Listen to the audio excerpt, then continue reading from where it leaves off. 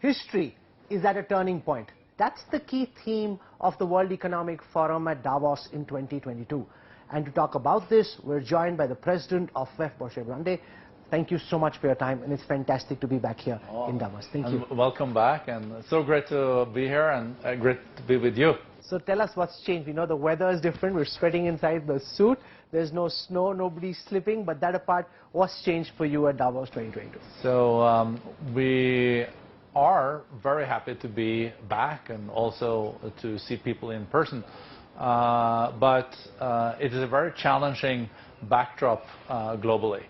I think it's the most challenging geopolitical and geoeconomic time in decades. And what we had hoped for being a real nice recovery economically after COVID is now a very slow, very weak recovery that we have to make sure is not turning into a recession. So Davos has for decades been about globalization, global solutions to global problems. But one of the things that's happened over the past few years, partly on account of the pandemic and partly on account of various other global factors, is the move away from globalization. So is the world, in a sense, moving away from the idea of Davos? So what we have seen also with the pandemic, COVID, is that COVID anywhere is COVID everywhere. On climate change, it doesn't matter where the emissions happen, if it's in China or in the US. It affects us all, and look at the temperature in India this spring. It's not sustainable. So all the most pressing challenges, including the inflation that we're facing with now, are global. The only way to then deal with it is also with global solutions. It doesn't look too good, though, because we are faced with such a fractured world. But I do still believe that trading with each other, also investing in each other's countries, are building prosperity, and it's a win-win. So sure, that is the idea that you push at the World Economic Forum, but it's also an idea which is now being contested. You know, given what's happened, for example, in China during the pandemic, and then what we've seen happen in Shanghai with the entire city shutting down, a lot of countries now wanting to move away more towards regional participation or trading and investing in allies rather than globalization in the true sense. I think there will be some readjustments.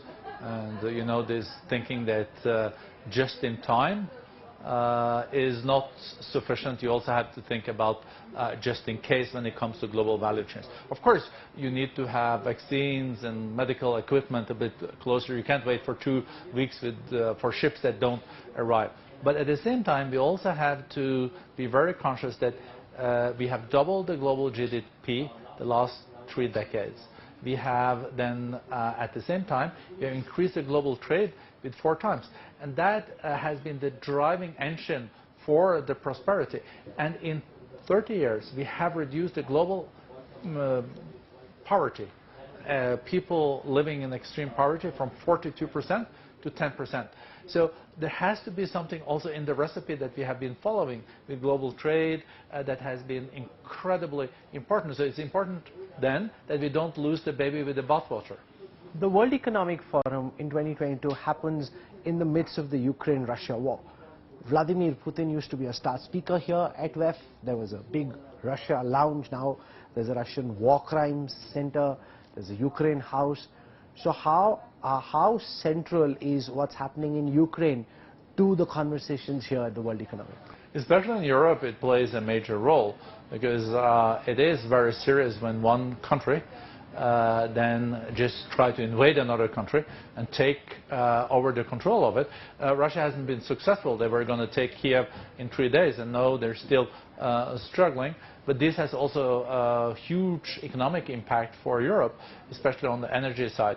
So the key to finding a solution is now with Mr. Putin, because he broke international law and did not respect the territorial integrity of another country. So, of course, if he goes back to sticking to the UN Charter, then there is a new situation. But I'm not that optimistic short term.